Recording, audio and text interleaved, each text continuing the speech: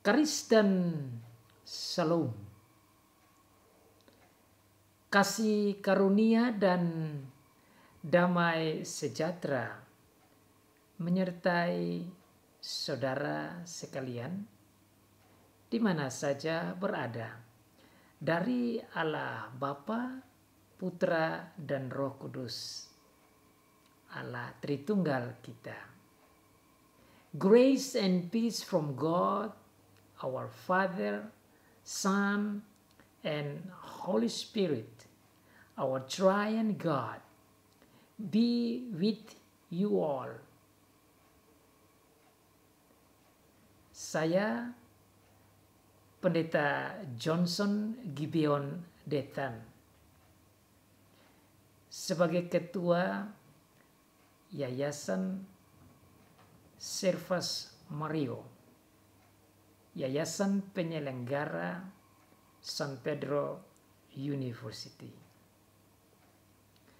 Sangat senang bisa bertemu dengan semua yang ada pada saat ini dan bersyukur kepada Tuhan Allah Tritunggal kita yang memungkinkan semua ini terjadi, meskipun kita tidak bisa berjumpa secara langsung atau offline, namun kita bisa bertemu secara online seperti saat ini.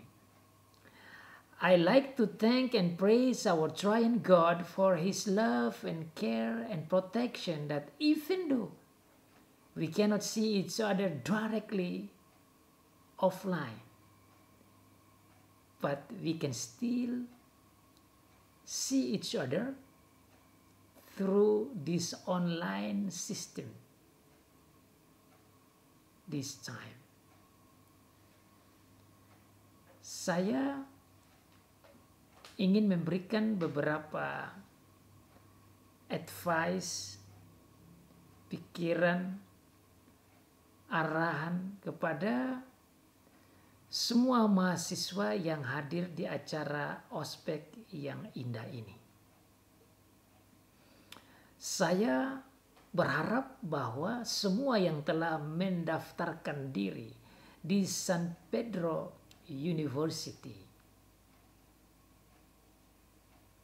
memiliki harapan yang tinggi, memiliki hati yang besar, memiliki jiwa yang besar untuk bisa bergabung bersama di dalam universitas kita yang tercinta ini, untuk bisa saling berkenalan, untuk bisa saling bertemu, saling mengakrabkan diri, untuk bisa bersatu padu sebagai warga Universitas San Pedro.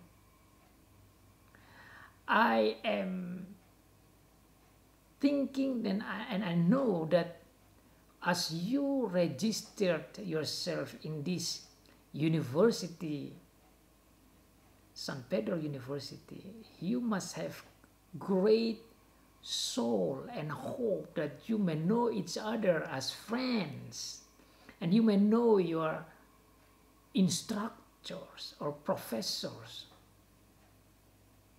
to train and teach you to grow in knowledge and understanding. Saya ingin menyampaikan isi hati saya kepada semua yang ada pada saat ini, agar supaya di dalam menyiapkan diri memasuki tahun ajaran baru di university kita yang tercinta ini, memiliki konsep-konsep studi yang tinggi, yang terupdate, yang siap berkompetisi dan menuju pada kesuksesan. So I hope that as you register yourself in this university of ours, that you may have a big dream, that you may have a great hope, and have a great concept of study that bring you to successful. Untuk bisa menjadi mahasiswa yang sukses, haruslah memiliki mimpi yang besar di dalam Tuhan. Harus memiliki target yang besar di dalam Tuhan. Harus mempunyai harapan yang besar di dalam Tuhan. Itulah hal paling penting untuk bisa sukses. If you want to be successful, you must have a great dreams, a great targets, a great goal for your way of life. Because that is the only way to motivate you to study and bring you to the future, which is for working and making money. And of course, serve God and serve others as you serve yourself. Jadi, studi harus punya target.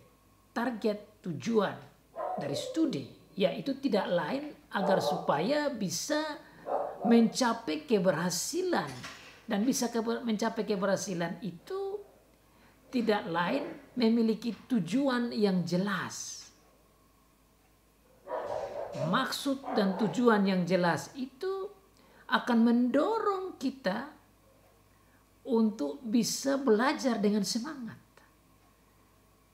Apabila saudara tidak memiliki tujuan, saudara tidak punya target. Apabila saudara tidak punya impian dan mimpi yang besar, saudara tidak punya semangat untuk ke sana. Maka orang yang sukses itu di dalam studi dan bekerja dan apapun perlu memiliki mimpi yang besar, impian yang besar, target yang besar. Dan target yang besar itu akan menarik dia untuk studi dengan bersemangat. So the only way to go to the target, the big dream, is by study well, study smartly. Saudara akan bisa belajar dengan cerdas menuju pada target itu, dan akan menolong saudara untuk bisa menggunakan waktu dengan baik. Poin yang berikut setelah kita sudah punya mimpi yang besar, target yang besar, impian yang besar, akan menimbulkan semangat yang besar, motivasi yang besar. Maka poin ketiga yang harus kita buat di dalam studi, yaitu harus mempunyai rencana yang baik untuk studi. You must have a good action plan. If you don't have a good plan to act, you will be going around and around and around, and you do not know where you go. You will spend your time in vain and you waste your time. Jadi kalau tidak ada rencana yang baik, maka mimpi yang besar, semangat yang besar itu juga tidak ada guna. Jadi saya ringkaskan ulang lagi, untuk bisa sukses dalam studi harus ada mimpi yang besar, kemudian mimpi yang besar atau impian dan target dan tujuan yang besar itu akan membuat kita punya semangat yang besar, motivasi yang besar, dan nomor 3 setelah ada mimpi, semangat yang besar akan harus punya rencana yang besar untuk mencapai target tadi. Mimpi, semangat, plan. Nomor 4, setelah sudah ada mimpi, semangat, rencana, maka harus ada namanya action. Banyak orang punya mimpi besar, sudah bersemangat, sudah bikin rencana, tetapi tidak action, hanya omong saja, hanya mimpi saja. Itu tidak bisa sukses juga. You cannot get your target goal and achieve your achievement goal if you don't do the action. You must act. You must do what you have planned. Harus melaksanakan apa yang kita rencana itu langsung. Tidak pernah tunda-tunda waktu. Banyak orang rencana habis dia tidur. Banyak orang rencana habis dia berkhayal. Banyak orang rencana habis duduk-duduk saja. Jadi tidak bisa. Kunci keberhasilan kita adalah di action. Bukan hanya omong tentang mimpi, bukan hanya omong tentang rencana, bukan hanya omong tentang semangat, tetapi mewujudkan, realize what you have planned. Realize what you desire for. Realize what you hope and dream and what your target is. Action sangat penting. Nomor yang kelima, yang terakhir, yaitu kita evaluasi kembali apa yang sudah kita mimpikan, inginkan, rencanakan, dan sudah kita buat itu. Dan kita mengadakan yang namanya improvement. You making a radical, big improvement in your life and action in order to achieve that great target or purpose or goal. Kita memperbaiki kesalahan-kesalahan, kelemahan-kelemahan yang kita buat untuk bisa capai target. Itu konsep untuk bisa sukses di dalam studi di San Pedro University. Saya mengambil 5 poin ini berdasarkan sebuah buku yang berjudul 10 miliarder atau 10 orang terkaya di dunia yang memiliki konsep sukses seperti 5 poin tadi. Dan saya mengaplikasikan itu dalam hidup saya. Dalam hidup bersekolah, dalam hidup berkarya, dalam hidup melayani, dalam hidup mengembangkan kehidupan saya. Dan saya juga menyampaikan ini ke anak-anak saya dan siapa saja yang saya training, saya sampaikan. Kalau mau sukses, gunakanlah 5 poin penting itu. I share this with my children, whoever that I train, that they can hold and apply and implement it. All these 5 important points of life, of concept of life, in order to be successful. Nah, bagaimana saudara yang sebentar lagi akan kuliah di San Pedro University? Saudara setiap kali membuka buku, mendapat schedule, belajar, saudara ingat apa yang saya katakan ini? Saudara tulis, ingat, ulang-ulang. Untuk bisa sukses di dalam studi. Tapi ingat baik-baik, studi itu adalah jembatan saja. Study, learn is only the bridge to the real life of successful. Studi itu hanya jembatan untuk membawa kita kepada hidup. Makanya banyak orang salah paham. Berpikir bahwa belajar dan sudah dapat nilai, belajar dan sudah tamat, dia pikir itu sudah selesai, itu sudah berhasil. Sebenarnya bukan. Belajar itu adalah jembatan menuju pada kehidupan yang sesungguhnya. Maka tatkala kita belajar di university, kita harus ingat bahwa kita lagi di jembatan menuju pada hidup. You must remember that as you are studying in the university, you are on the top of the bridge to the real life. Tujuannya itu adalah di kehidupan yang real. Jadi setiap subjek, setiap disiplin, setiap ilmu yang kita pelajari harus dihubungkan dengan real life. Jadi kalau saudara belajar di San Pedro University, saudara harus tanya kepada Pak dosen, Ibu dosen, atau siapa saja yang saudara belajar, tanya. What is the point of my study today for my real life? Pak, Ibu, yang kita pelajari pada saat ini, untuk hidup saya apa? Dan untuk hidup saya itu ada banyak gunanya. Hidup saya dengan Tuhan, hidup saya dengan sesama, hidup saya dengan diri saya. Maka harus dihubungkan dengan 3 poin itu.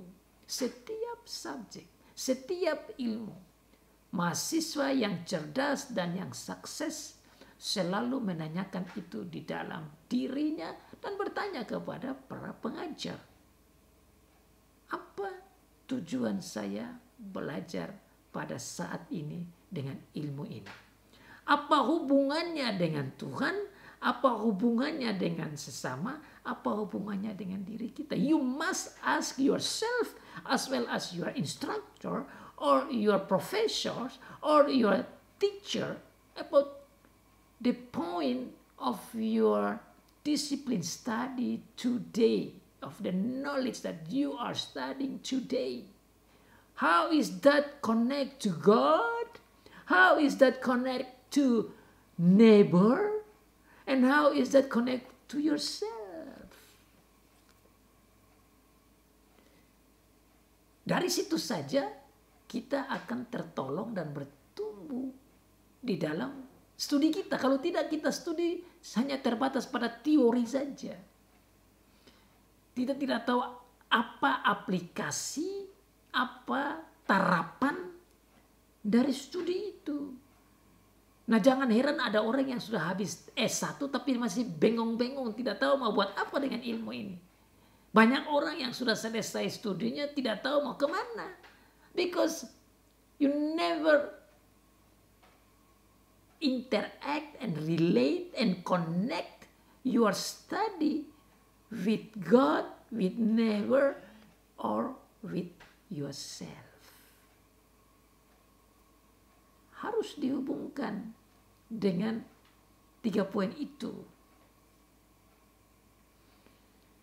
Oleh karena itu, berhubungan dengan hal ini, saya ingin membuka pikiran saudara-saudari yang ada pada saat ini.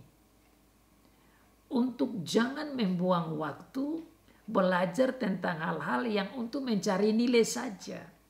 You should not study only to get mark or grade or diploma or your certificate. Jangan belajar hanya untuk mendapat nilai, mendapat naik semester atau untuk mendapat ijazah. Tetapi belajar untuk bagaimana saya bisa gunakan dalam hidup saya. Hidup saya apa? Ya hidup saya ya kerja saya, pelayanan saya. How to make money, how to worship God, how to help other people, how to make communication with others.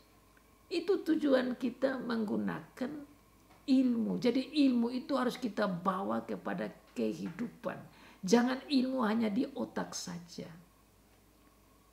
Harus dihubungkan dengan kehidupan yang sesungguhnya atau real life.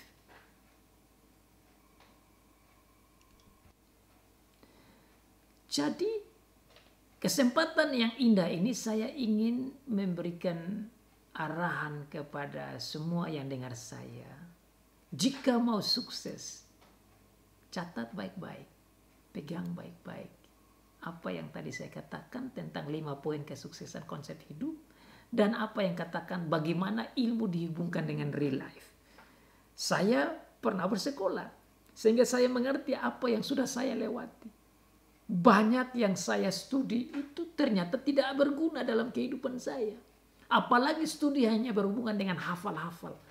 Lupa yang saya sudah hafal. Kenapa? Karena waktu dulu saya diajar untuk belajar supaya bisa lulus Eptanas, lulus ujian nasional. Terus habis itu dapat ijazah, sudah lupa semua. Kenapa? Karena saya tidak hubungkan studi saya dengan real life. That's the problem. Because I was trained to study only to get marks and diploma and certificate instead of connect my study with my life. I was training to just pass my national exam.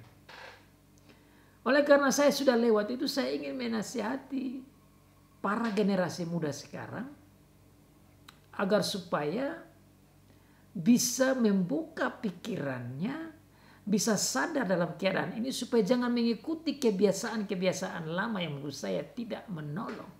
Tapi membuka pikiran untuk bisa berubah di dalam melihat hidup ke depan. Nah, berhubungan dengan itu saya ingin masuk ke dalam poin saya yang berikut. Bagaimana mindset kita itu harus berubah. Ini saya berbicara untuk merubah mindset. Kenapa? Karena kita ada dalam suatu mindset yang berpikir, ya saya kuliah, saya kasih tahu yang lain, saya sudah kuliah, saya sedang kuliah, saya sudah habis kuliah. Tapi what's the point? You come to study, but what's the point of your study? You have to have a good growth mindset. Harus ada mindset yang bertumbuh terbuka. Nah, orang yang punya growth mindset itu, dia mau belajar seperti yang saya katakan sekarang. Dia catat, dia coba pahami, dan dia aplikasikan, dan dia berubah. Orang yang punya growth mindset itu bukan saja dia mau belajar dan terbuka, dia mau untuk memperbaiki diri. Sementara orang yang mindsetnya itu tidak mau bertumbuh dan growth, itu dia dengar dan dia cuek saja. Dia tidak mau berubah dalam pertumbuhan hidupnya. So the person who have a growth mindset will try to change his life and try to improve more and more. Setelah sudah punya growth mindset yang terbuka, yang siap maju, yang siap berubah, yang bisa beradaptasi dengan perubahan yang ada, dia mulai mengambil langkah yang lain, yaitu attitude-nya. Itu poin yang kedua dari poin saya yang ini.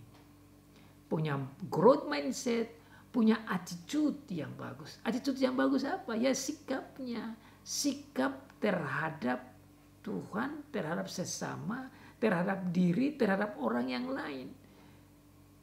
Pola pikirnya itu merubah dia punya sikap. Sekarang dengar apa yang saya omong ini, kalau orang yang growth mindset, dia akan melihat dan dia akan berubah. Dia akan rubah dia punya cara berpikir. Pola pikirnya untuk hidup yang sukses di dalam Tuhan dan di dalam dunia ini. Bersama dengan itu ada hal yang lain, growth mindset, punya attitude, juga harus punya skill. Skill itu adalah keterampilan. Jadi kalau kita hanya belajar saja tidak ada skillnya, tidak ada keterampilannya, maka itu hanya teori saja. Makanya banyak orang belajar tentang ilmu bahasa Inggris contohnya. Tetapi dia hanya tahu grammar, dia tidak pernah bisa menggunakan bahasa Inggris dengan baik. Karena apa? Karena hanya teori, data, dan informasi. You never apply that data and information in your life. Itu namanya skill. Atau ibarat orang yang belajar berenang, dia tahu semua gaya renang, tapi waktu dibuang di dalam swimming pool atau kolam renang, dia pakai gaya renang yang lain, namanya gaya batu. Kenapa? Karena keterampilannya itu tidak ditingkatkan. Nah, saya mau saudara belajar di San Pedro University, punya growth mindset, punya attitude yang bagus, dan punya skill yang luar biasa. Makanya kita di San Pedro University mau supaya setiap mahasiswa itu mampu berbahasa Inggris dengan baik. Sehingga dia bisa berkomunikasi dengan guru, dengan dosen, berkomunikasi dengan teman-teman, berkomunikasi secara internasional, agar supaya dengan itu dia bisa lebih luar biasa dalam skillnya. Setiap skill yang diajarkan di sekolah itu dia bertumbuh. Dan bagaimana skill itu bisa bertumbuh? Skill itu hanya bisa bertumbuh kalau growth mindset. Mindset yang mau berubah, yang bertumbuh. Skill itu bisa bertumbuh kalau attitude, sikap untuk mau berubah itu ada. Skill itu bisa bertumbuh kalau dia mau untuk tingkatkan skill keterampilan itu. Nah kalau ini dijalankan terus menerus maka akan ada yang namanya habit. Kebiasaan. Punya kebiasaan pola pikir siap berubah. Punya kebiasaan pola pikir mau belajar terus. Punya kebiasaan pola pikir untuk mau berubah. Punya kebiasaan pola pikir untuk action. Punya kebiasaan pola pikir untuk bertumbuh dalam skill. So you learn how to change your mind, your attitude, your skill, and it become a habit. A habit that you do that every day like that. Maka itu akan timbul karakter yang luar biasa. Growth mindset, attitude, skill, habit, and karakter. 5 poin penting lagi di dalam konsep keberhasilan studi. Kalau saudara punya ini, saya yakin saudara akan luar biasa. Nah, bagaimana ini bisa terjadi dalam sistem pendidikan sekarang? Hanya bisa kalau saudara mau belajar dan mendorong diri sendiri untuk belajar. Tidak tunggu guru perintah. Problemnya kita ini mau belajar kalau dosen suruh baru kita belajar. Nah ini kita masuk pada konsep yang lain lagi. Yaitu konsep harap diperintah. Itu konsep istilahnya Edu 1.0. Itu sistem pendidikan yang dulu-dulu.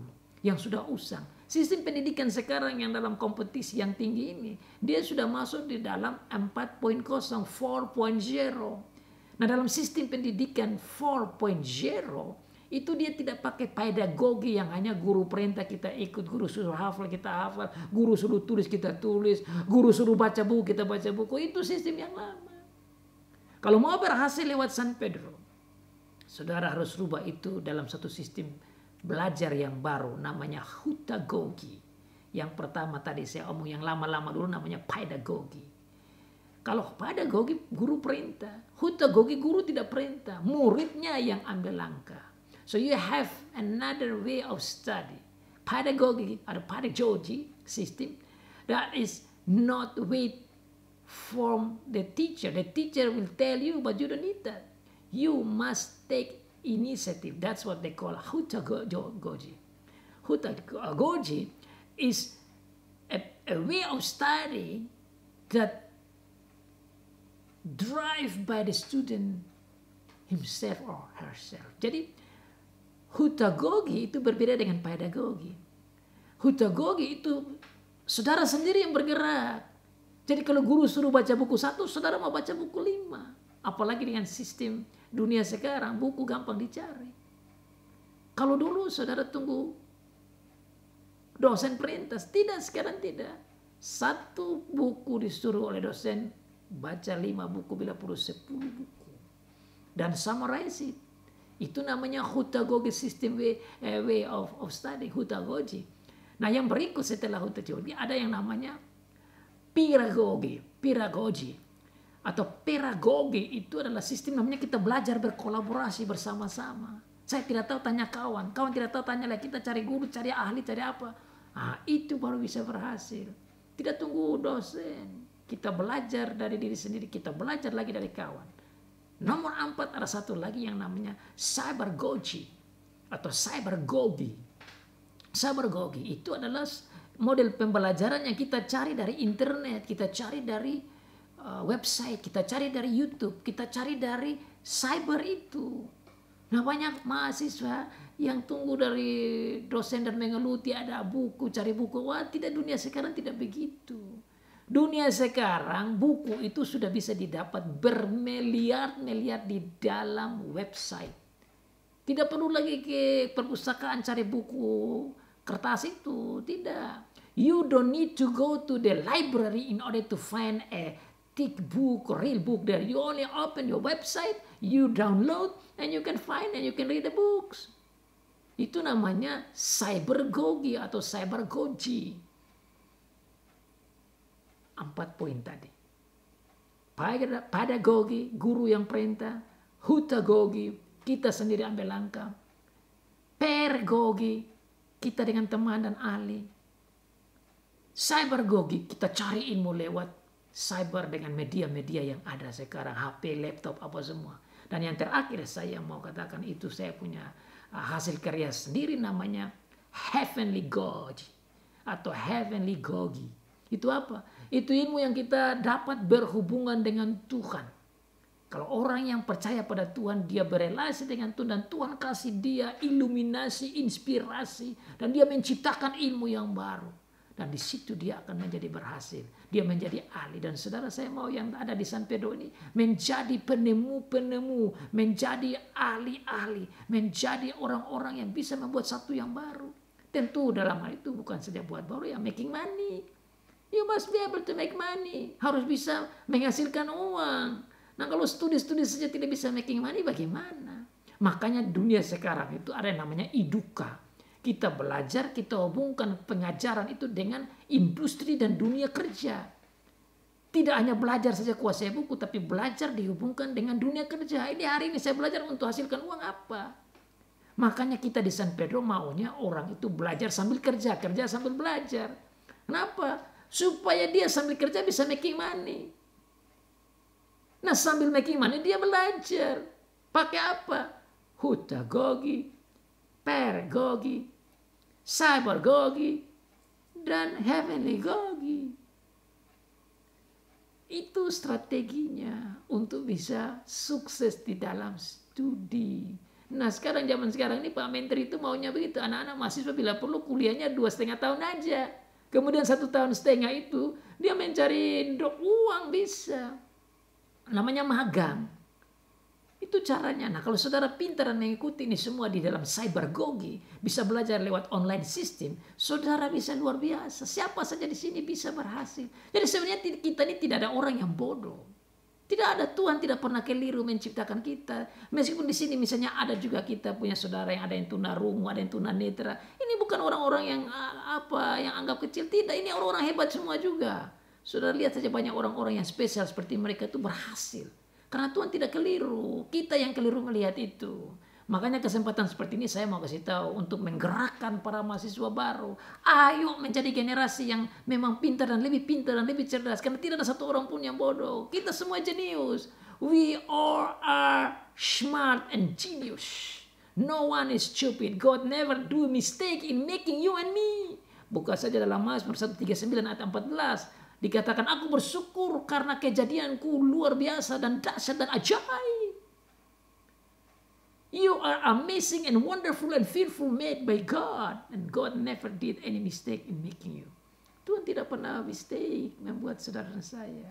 Kita ini hebat, kita ini pintar, kita ini mampu. Kita punya kecerdasan luar biasa. Sistem ini, sistem berpikir yang menyusahkan kita. Dan oleh karena itu, sekolah reformasi tempat di mana saya bina ada sekitar 23 termasuk yang di sini di Kupang, ada juga yang di Soe, di Sumba, di Sabu, di Palu, bahkan di sini juga ada saya berhubungan dengan di Malang, ada di sini di Jawa Timur.